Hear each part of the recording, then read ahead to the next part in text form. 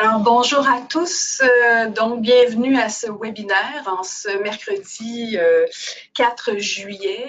On vous remercie d'être avec nous. On sait qu'il fait beau, mais on a des sujets, aujourd'hui, un sujet enfin fort intéressant à discuter avec vous. Mon nom est Anne-Marie Braconi, j'agirai comme animatrice pour cette session de webinaire et je vous présente tout de suite mon invité qui est à côté de moi ici, M. Pierre Savignac. Bonjour Pierre. Pierre est président et fondateur de la firme Emergec RS&DE Subvention et on va revenir un petit peu sur cette appellation dans quelques instants. Pierre a une longue feuille de route de plus de 30 ans d'expérience dans l'industrie des TI au sein d'une dizaine d'entreprises.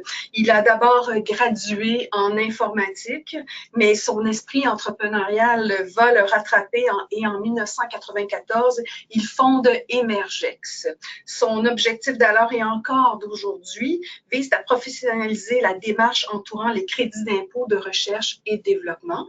Pierre possède une certification de Project Management Professional par l'autorité mondiale dans cette formation, le Project Management Institute. Alors, je pense qu'on a un invité qui, aujourd'hui, va pouvoir nous parler d'un sujet et qui le connaît très bien dans tous ces aspects. Alors, notre webinaire d'aujourd'hui, je vous le rappelle, notre webinaire d'aujourd'hui donc porte sur les crédits d'impôt en recherche et développement et finalement comment les optimiser. Réclamez-vous tous vos crédits recherche et développement auxquels vous avez droit? Quelles sont les stratégies et meilleures pratiques afin de maximiser votre remboursement? Quelles sont les erreurs les plus fréquentes? Vous pouvez être audité, donc plus globalement, gérez-vous proactivement, et le mot est important ici, les risques d'audit par l'Agence de revenus du Canada. Notre invité d'aujourd'hui va donc répondre à ces questions et à bien d'autres. Avant de débuter, j'aimerais simplement vous dire que le webinaire va être d'une durée d'environ 30 minutes et sera suivi d'une période de questions. Mais cependant, tout au long de la présentation, vous pouvez poser des questions. Et comment poser des questions? Vous avez sur le panneau de contrôle qui est en face de vous, vous avez deux symboles, un symbole de point d'interrogation et un symbole de main levée. Si vous avez des questions, je vous invite tout au long de la présentation donc à cliquer sur le point d'interrogation et à inscrire votre question. Je répète, Pierre y répondra à la fin.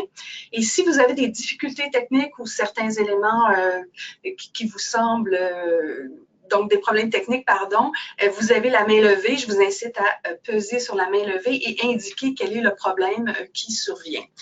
Donc, sans plus tarder, je vais passer la parole à notre invité, donc Pierre Savignac, je répète, qui est président et fondateur d'Emergex. Pierre, à toi. Je t'écoute. Merci.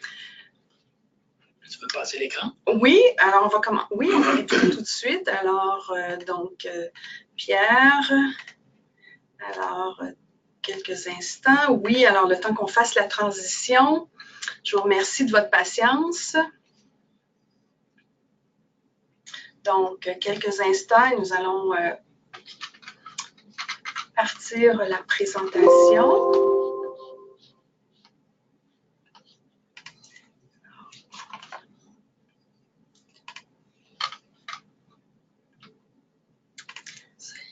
On y arrive. Donc, on est en train de mettre en place la présentation. Alors, la voici maintenant.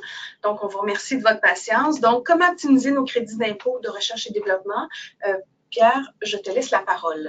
Alors, merci Anne-Marie et merci à Innocentre avec qui Emergex est partenaire depuis plus de 10 ans pour l'invitation qui nous est faite de partager avec vous nos 20 ans d'expérience et plus sur comment optimiser vos crédits d'impôt de RS&DE.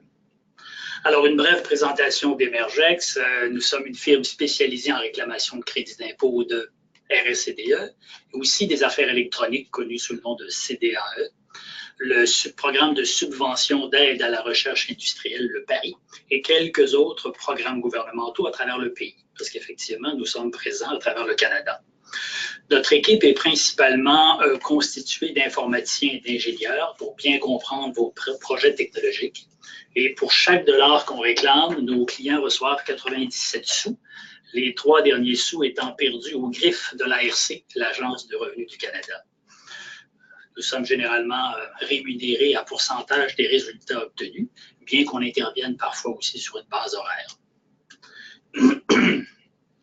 Alors, dans cette présentation, on va faire un petit aperçu de qu'est-ce que c'est que la RSCDE, un rappel ou une introduction. On va voir les erreurs à éviter pour le volet finance et fiscalité des réclamations de RSCDE, puis quelles sont les meilleures pratiques pour le volet technologique, qui est le volet le plus important, et enfin une période de questions à la fin de cette présentation, mais aussi au cours des prochaines semaines, si vous me contactez directement. Le fichier PowerPoint de cette présentation sera disponible sur demande et si vous voulez réécouter l'enregistrement vidéo, il sera disponible à la fois sur le site d'IDA-Centre et sur le site d'Emergex. Alors, une revue rapide des faits saillants du programme de RSCDE. L'acronyme signifie Recherche scientifique et développement expérimental. C'est un sous-ensemble de la R&D qui répond à des critères bien particuliers. Le programme existe depuis plus d'un quart de siècle et vise à encourager les investissements en R&D au Canada. Ça semble fonctionner parce que beaucoup de grandes entreprises étrangères ont engagé des milliers d'employés au Canada spécifiquement pour cette raison-là. D'autres pays ont commencé à développer des programmes similaires, ce qui rend d'autant plus stratégique pour le Canada de maintenir le programme de RSCDE. Le fédéral y contribue à raison de 3 milliards de dollars par année et le Québec, lui, y contribue à hauteur de 500 millions de dollars. Le programme subit une pression constante. En 2012, le fédéral a réduit les taux de crédit d'impôt, mais a aussi resserré les critères administratifs. Tandis qu'au Québec, depuis 15 ans, à tous les budgets ou mini-budgets, on voit une réduction, une restriction, on voit des contraintes. Et donc, ça amène, dans le cas du fédéral, qu'il y a un quart des réclamants qui ont cessé de demander des crédits d'impôt au cours des 3 dernières années. Alors, il y avait 24 000 réclamants à travers le Canada, il y en a maintenant 17 000. Au Québec, la baisse est encore plus dramatique. On parle de presque un tiers des entreprises qui ne réclament plus. Et on peut imaginer que, en fait, c'est peut-être la moitié ou les 2 tiers des PME qui ne réclament plus de crédit d'impôt au Québec, à cause en particulier du plafond des dépenses. Le plancher de 50 000 $ de dépenses, en dessous duquel il n'y a pas de crédit d'impôt au Québec. Les grandes entreprises monopolisent les 2 tiers des crédits, alors qu'elles ne représentent quand même qu'un tiers des réclamants. Alors tout ça laisse les PME prises dans un des taux qui se resserre. Et pourtant, les taux sont très généreux. Les gens sont souvent surpris quand je leur dis qu'il y a jusqu'à 74 % des salaires d'employés admissibles sur des projets admissibles de RSCDE, 74 % du salaire qui peut être remboursé. Ce taux maximal s'applique pour les sociétés privées sous contrôle canadien, ou SPCC. C'est un acronyme qui va revenir à quelques fois dans la présentation. Donc, les sociétés privées sous contrôle canadien qui ont moins de 500 000 de profit sont celles qui bénéficient du taux maximum de 74 %. On voit dans le tableau, on a aussi les honoraires de sous-traitants, les travailleurs autonomes, les consultants, qui peuvent être sujets à un crédit d'impôt de 38 %. Donc, tout de suite, on voit une première optimisation possible, celle qui consiste à privilégier les salariés plutôt que les travailleurs autonomes. Sinon, les convertir en salariés, même si c'est à temps partiel et pour un temps limité. Il y a d'autres types de dépenses qui donnent des crédits d'impôt, mais ça reste marginal.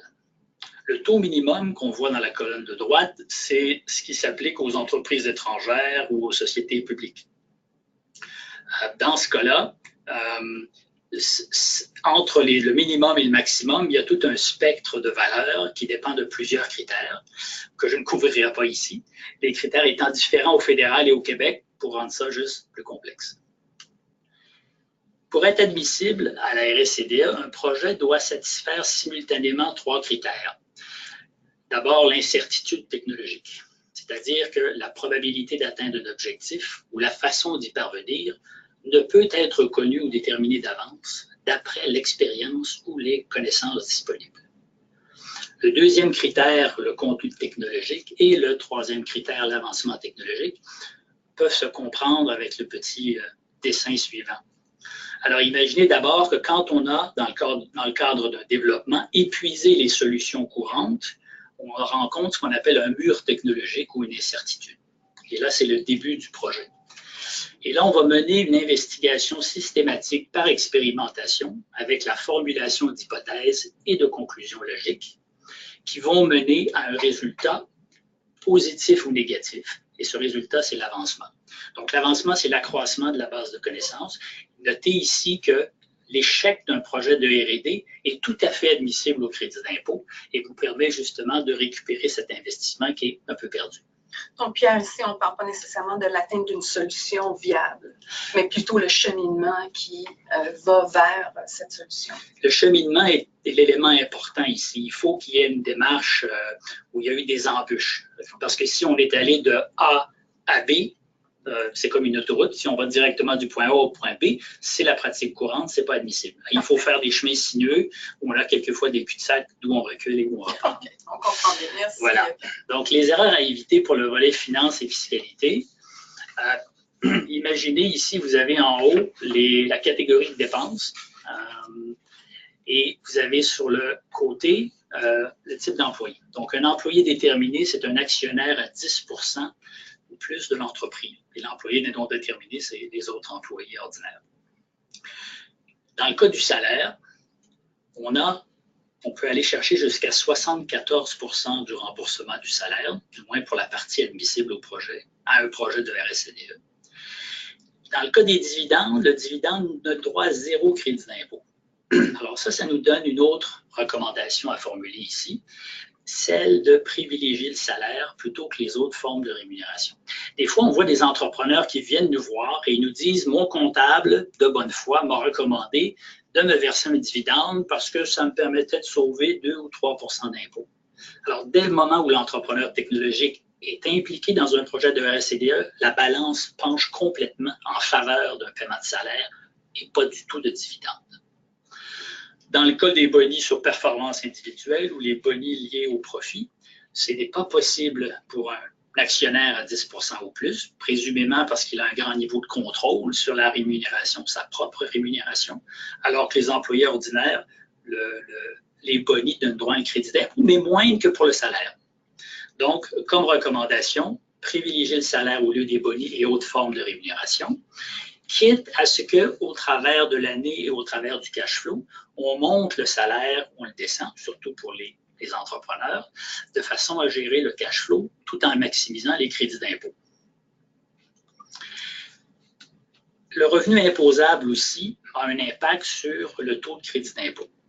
Ici, on présente le taux fédéral. Le taux fédéral, le gros taux, c'est le 35% qu'on le voit dans la courbe, sous la courbe verte. Ce 35%-là est remboursable, c'est-à-dire qu'il est payé même si l'entreprise ne fait pas de profit. L'entreprise recevra un chèque. Le taux de 15%, qu'on appelle le petit taux, lui, est non remboursable. Et ça veut dire qu'il le crédit n'est versé qu'en diminution des impôts à payer. Il faut donc avoir des impôts à payer. Alors, pour distinguer le taux de crédit d'impôt applicable, on regarde le niveau de revenu imposable. Alors, jusqu'à 400 ou 500 000 $, ça va.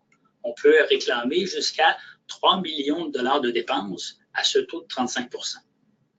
Remarquez ici, le 35%, par-dessus ce chiffre-là, on ajoute un 55% de coût fixe qui est alloué au fédéral et on ajoute le taux du crédit d'impôt du Québec. Donc, c'est dans cette région-là qu'on va arriver, par calcul combiné, à 74% que je vous ai dit plus tôt.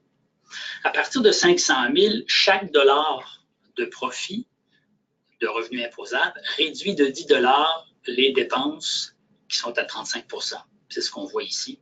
De sorte que rendu à 800 000 $ de revenus imposables, tous les crédits d'impôt seront au petit taux et seront non remboursables au fédéral.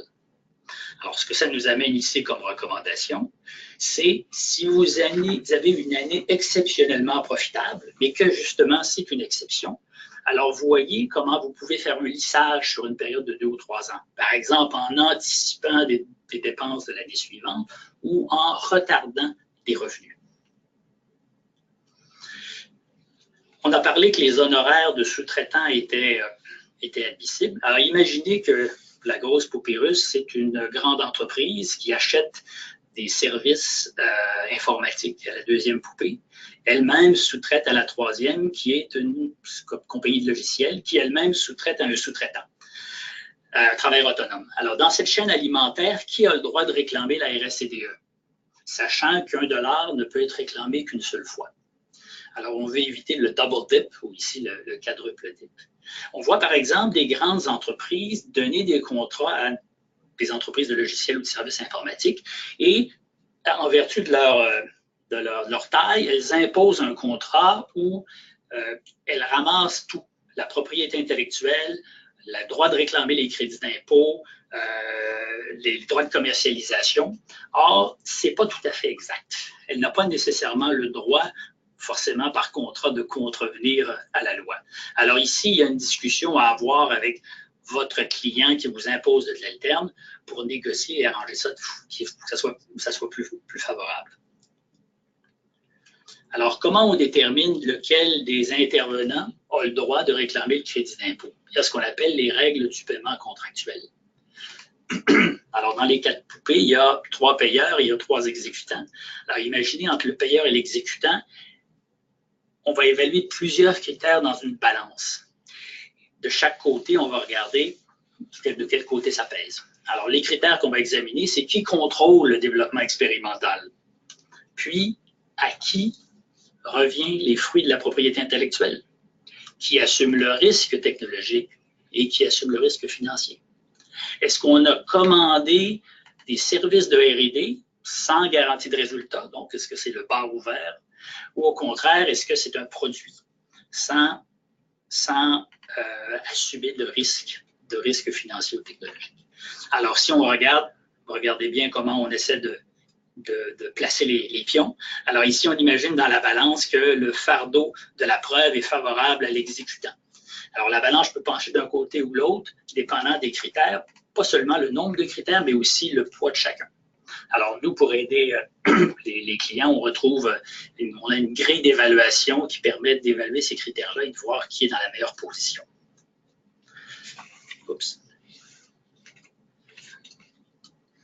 Une souris hyperactive. Petit saut quantique. Alors ici, ce qu'on vous recommande, c'est dans votre contrat de service, c'est bien celle-là, oui.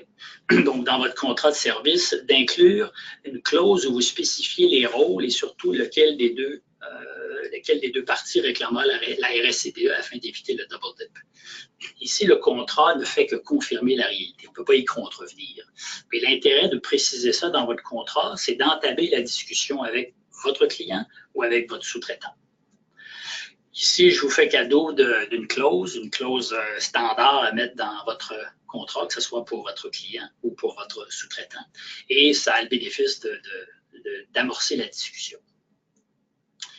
Pour que les factures de sous-traitants se qualifient, évitez les factures avec juste un total et pas de détails. Par exemple, honoraire professionnel, 40 heures, 4 000 $.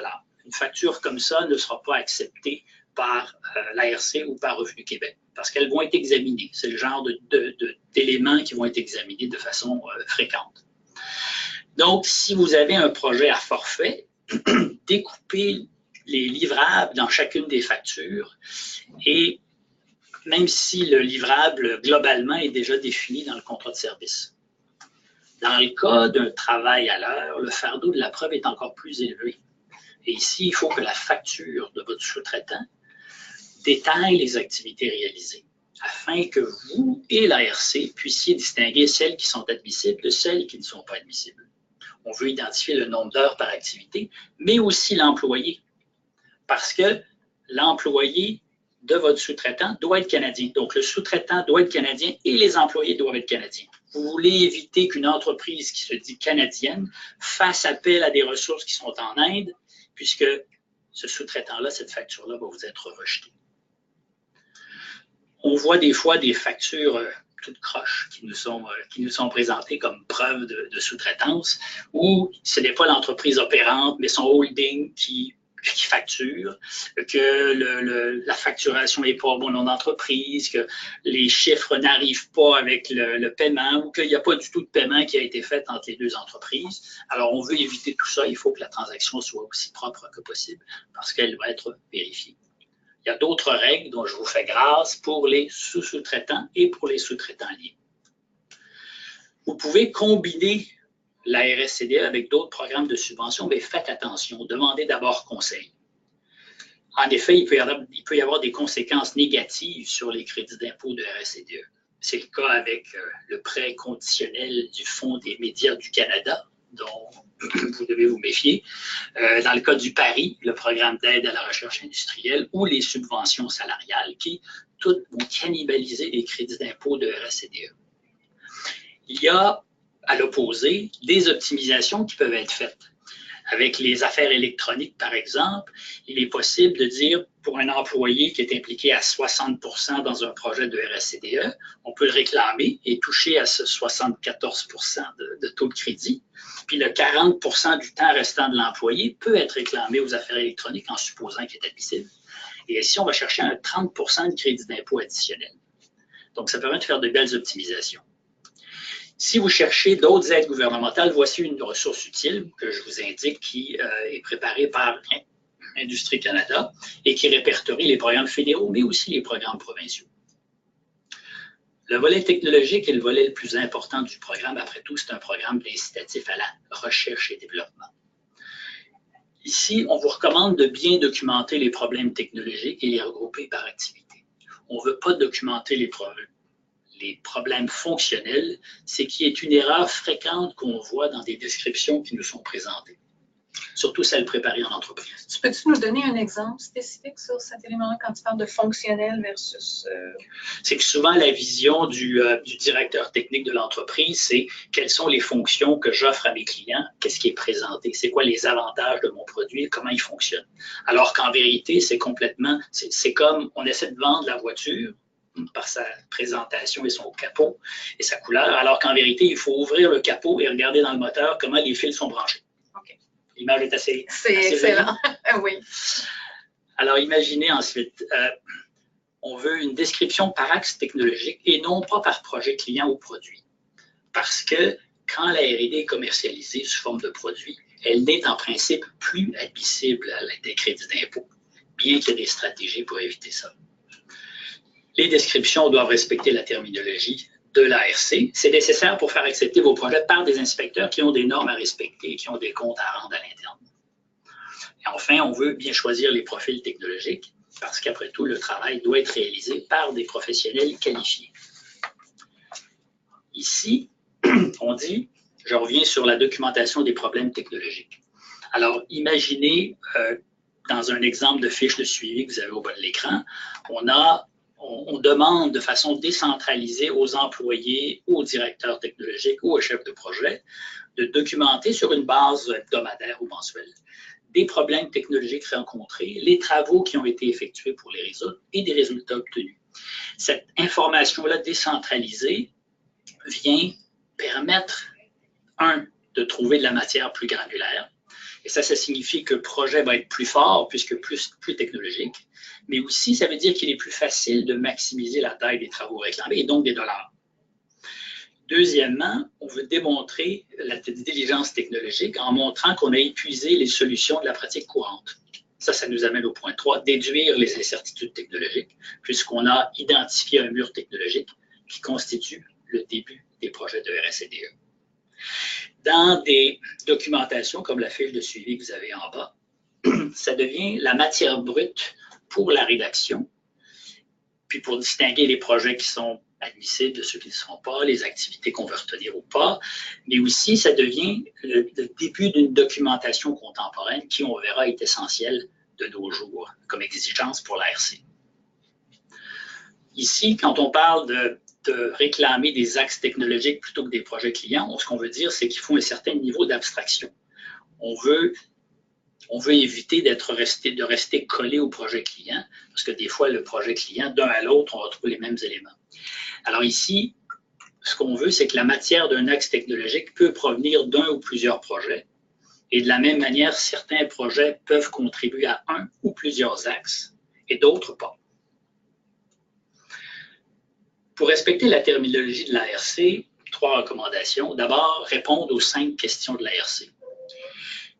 C'est-à-dire que dans les réponses aux 3 critères, les 3 sections dans la TC61, qui est l'index fiscal dans laquelle on documente les projets de RSCDE, on veut à travers les descriptions répondre aux 5 questions en même temps. On veut deuxièmement organiser les travaux en activité parce que ça nous permet de démontrer la démarche d'investigation systématique. Et troisièmement, on veut identifier et classer les documents qui supportent les activités pour pouvoir les fournir rapidement en cas de besoin, ou en cas d'audit ou en cas de demande de complément d'information.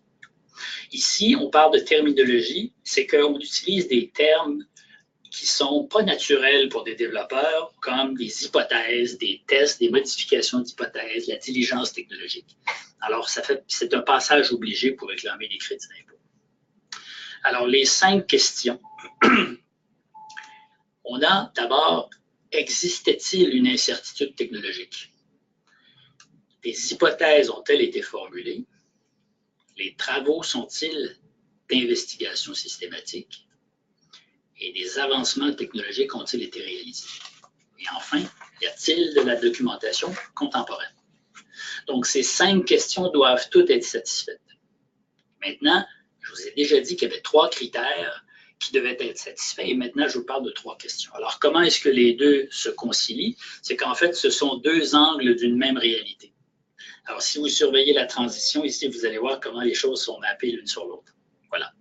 Alors, dans le cas de l'incertitude technologique et dans le cas de l'avancement, c'est assez évident, puisque c'est dans la question. La réponse est dans la question. Et dans le cas du contenu technologique, c'est là qu'on voit la démarche. Donc, les hypothèses qui sont formulées et les travaux systématiques. Et la documentation contemporaine, elle, sous-tend toute la démarche. Et parmi la documentation utile, on retrouve les feuilles de temps. Alors, elles ne sont pas obligatoires, mais les feuilles de temps sont le meilleur moyen de quantifier les efforts de R&D et donc de maximiser les crédits. Ceci dit, ça c'est un vieux punch clock, mais si vous voulez, vous pouvez utiliser quelque chose de plus moderne, comme des feuilles de temps. Alors, en voici un exemple ici. Alors, vous avez ici des activités. C'est vraiment un exemple, mais on voit des activités ici qui sont spécifiques à vos projets. On voit des tâches qui, elles, sont tirées d'un menu défilant et qui sont plus standards. Oups. Et vous avez à ce moment-là les heures, une colonne pour le défi technologique. Ça, c'est une colonne qui peut être utile pour que les employés, de façon décentralisée, puissent, dans leur quotidien, lorsqu'ils rencontrent des obstacles, dire, je vais noter ici, je vais lever un drapeau, et on pourra plus tard examiner si c'est là la base ou si ça fait partie d'un projet de RSCDE. Alors, le défi technologique identifié à la base par les employés, ça donne des indices où trouver la R&D. Et puis, ces feuilles de temps, bon, restent le meilleur moyen de maximiser les heures réclamées tout en gérant les risques s'il y a des audits. Alors, les activités réclamables, on a toute une série d'activités technologiques dont je vous fais grâce ici, mais qu'on peut imaginer, donc l'investigation, l'analyse, la programmation. Mais dans les activités non admissibles, on a la pratique courante. Alors ici, la pratique courante, c'est une technique qui est connue dans l'industrie, dans le domaine public, comme l'Internet, ou qui est enseignée à l'école. Alors la pratique courante, elle n'est pas admissible. Ça fait partie de ce que vous faites comme développement avant d'engager un projet de RSCDE. Un exemple de pratique courante, ça va être, mettons, la cryptographie. Alors, des fois, on vient nous dire j'ai développé un algorithme avec des formules mathématiques complexes, et puis donc ça doit être de la R&D. La réponse est que c'était de la R&D pour ceux qui ont développé ces algorithmes cryptographiques. Mais vous ne faites qu'utiliser ce qui est disponible sur le web, et à ce moment-là, c'est de la pratique courante. Il y a la même chose avec essais-erreurs. Souvent, les gens nous disent qu'ils ont fait des essais et des erreurs, et ça, c'est aussi, ce n'est pas une démarche technologique, donc ce n'est pas admissible non plus. Les profils technologiques, on veut choisir et documenter d'avance les profils technologiques, même si ça ne fait pas partie de l'annexe fiscale T661. Et si on fait ça, c'est que c'est une information qui va être regardée de près par Revenu Québec. C'est une des premières choses qu'ils vont demander. Ils vont regarder les titres, les rôles en RSCDE et les bagages technologiques. Pourquoi? Parce qu'il faut démontrer que la personne a l'aptitude à réaliser des travaux technologiques. La documentation est de plus en plus souvent invoquée pour refuser en bloc la RSCDE. Une fois que vous avez admis que vous n'avez pas de doc parce que vous êtes petite entreprise ou start-up, c'est difficile de leur monter la pente et d'obtenir l'acceptation de votre projet. Donc, pour ça, on vous recommande que la documentation, pour être crédible, soit contemporaine, c'est-à-dire qu'elle est réalisée au fur et à mesure, mais elle est aussi décentralisée aux employés et aux chefs de projet. Et dans ce sens-là, ça permet d'avoir une documentation qui est crédible. C'est clair qu'elle n'a pas été préparée a posteriori, mais qu'elle a été faite au fur et à mesure de façon naturelle par tous les employés. La documentation doit démontrer la démarche systématique. Il doit y avoir un registre d'hypothèses. Encore là, ce n'est pas une expression, un document qui est naturel pour un programmeur, mais on veut avoir un registre d'hypothèses et aussi des tests quantifiés. C'est souvent quelque chose qui manque. On fait des tests sous forme d'essais et d'erreurs, mais il faut que le test soit systématique, documenté et quantifié. Ici, il faut que cette documentation-là reflète les efforts proportionnels et directement liés au projet technologique. Donc ça va bien avec des feuilles de temps, par exemple, mais aussi avec des plans de projet ou avec des sommaires hebdomadaires. Il est possible de justifier l'implication des gens à un certain niveau. Pour vous dire à quel point la documentation est importante, voici un extrait de l'annexe fiscale TCC1. Ce qu'on vous dit ici, ce n'est pas seulement avez-vous de la documentation ou pas, on vous dit déclarez ce que vous avez comme documentation dans ces 12 catégories de documentation type. Alors, il faut être en mesure d'en cocher au moins 3 ou 4 cases. Et ça doit être la documentation que vous avez vraiment. Si vous n'êtes pas en mesure de cocher des cases, vous avez un problème de documentation, revoyez ça à la base. Vous ne voulez pas non plus, et vous ne voulez pas vous retrouver avec aucune case cochée, puisque ça lève un drapeau et on va tout de suite vous poser des questions.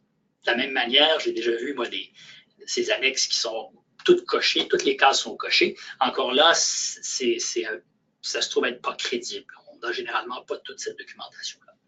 Alors, la documentation que vous avez, vous devez l'avoir déjà en main et vous devez pouvoir la présenter rapidement. Parce que s'il y a une demande de complément d'information, il faut que, idéalement, vous répondiez dans la journée ou le lendemain si vous voulez être crédible. Si vous prenez un mois pour répondre et envoyer la documentation, on pourra suspecter que vous l'avez peut-être créée a posteriori. Si vous suivez ces conseils, vous devriez minimiser les risques de dite. Et en cas de dite, les risques de coupure, sans toutefois l'éviter totalement parce qu'il reste encore le facteur humain et la sélection aléatoire de dossiers pour audit. Alors, comment se préparer et se défendre en audit? Eh bien, ça, c'est le sujet d'une autre présentation. Je pense que tu nous as partagé avec nous, en tout cas, beaucoup de très, très, très bons conseils. On va passer à la période de questions, puis je pense qu'il y a des questions là, qui sont soulevées spontanément, en fait. On va revenir donc à la caméra, donc aux gens restés en ligne. Donc, on revient à la caméra.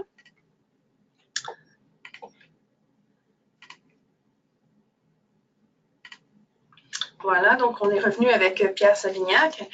Pierre, en fait, c'est sûr, quand on regarde ça, on se dit, mon Dieu, c'est une gestion de projet en soi, demander des crédits d'impôt. Quand les clients se présentent à vous, c'est quoi le premier conseil? C'est quoi, en fait, la situation dans laquelle ils sont le plus couramment? Souvent, ils sont au courant de l'existence des crédits d'impôt parce que d'autres entrepreneurs leur en ont parlé. Et donc, ils sont intéressés à avoir leur part. Souvent, ils sont peut-être un peu jeunes pour identifier, pour avoir suffisamment de matière ou suffisamment de dépenses. Ce qu'on leur recommande, c'est le plus tôt possible consulter de façon à vous préparer pour le jour ou l'année fiscale ou la fin de votre année fiscale quand vous serez admissible. D'accord. Tu as parlé aussi de la question entre les très grandes entreprises et les entreprises plus modestes, un plancher, si je me souviens bien, à 50 000. Oui. En termes de nos PME, est-ce qu'il y a une PME type ou un profil type ou qui devrait vraiment s'interroger dès maintenant à savoir est-ce que je peux être éligible à ce type de crédit-là? Il y a un certain nombre d'indices qui nous permettent ou qui permettent à une entreprise de dire peut-être que je serai admissible à la RSCDE. Il faut imaginer que vous avez 1-2 personnes employées qui sont technologiques, donc des gens qui ont des diplômes universitaires, informaticiens, ingénieurs, biologistes, ou agronomes. Donc, dans tous les domaines industriels, on trouve de la technologie. Alors, si vous avez des gens de profil comme ça et que le genre de projet qu'ils mènent ne donne pas toujours des résultats, n'est pas toujours réalisés dans les délais prévus ou amènent à faire appel à des expertises externes ou à des centres de recherche, là, vous avez un indice ou des indices qu'il peut y avoir des projets de RSCDE. Et je vais revenir aussi sur un des thèmes que tu as abordé, c'est la question de la sous-traitance. Donc, les entreprises, des poupées russes, je trouvais que l'image était très belle.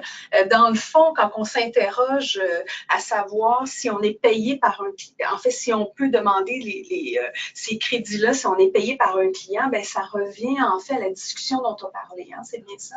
Ben, un exemple typique peut-être pour éclairer, c'est une entreprise en fait, ceux qui sont à l'écoute sont souvent des entreprises technologiques qui utilisent des ingénieurs, des biologistes, des informaticiens. Et elles se demandent, est-ce que quand je réalise des projets pour une grande entreprise, est-ce que je suis admissible? Cette grande entreprise-là, si sa vocation technologique n'est pas technologique, par exemple, vous êtes une entreprise de services informatiques et votre client, c'est un vendeur au détail, ou c'est une chaîne, ou c'est une entreprise de services financiers. Sa vocation n'est pas technologique, sa vocation n'est pas informatique. Et à ce moment-là, on peut imaginer que vous êtes dans le contrôle du développement expérimental et c'est probablement vous, comme entreprise de services, qui êtes la mieux placée pour réclamer. Même si vous êtes payé pour ces services-là, on peut trouver des activités admissibles dans vos projets, surtout si vous avez rencontré des obstacles dans la livraison de ces projets-là. Okay. Écoute, je pense que c'est bien clair. Écoute, on arrive donc à la fin du webinaire. Merci énormément d'avoir été avec nous. Donc, Pierre Savignac, président et fondateur de Emergex. Je pense qu'aujourd'hui, en tout cas, on a compris que la question de la réclamation de ces crédits d'impôt-là demande certainement l'aide de spécialistes. Je pense qu'il y a quand même beaucoup de complexité à travers ça, beaucoup de critères à respecter, beaucoup de documentation, beaucoup d'éléments, je pense, qui nécessitent d'être bien conseillés. Alors, on vous remercie d'avoir été avec nous donc pour ce webinaire. Merci beaucoup, Pierre. Merci à vous, on vous rappelle, oui, mais écoutez, on vous rappelle que vous pourrez revoir ce webinaire donc autant sur le site internet de Emergex que de celui d'Innocentre. Donc, on vous remercie d'avoir été avec nous et au plaisir de se revoir pour un prochain webinaire. Bonne journée.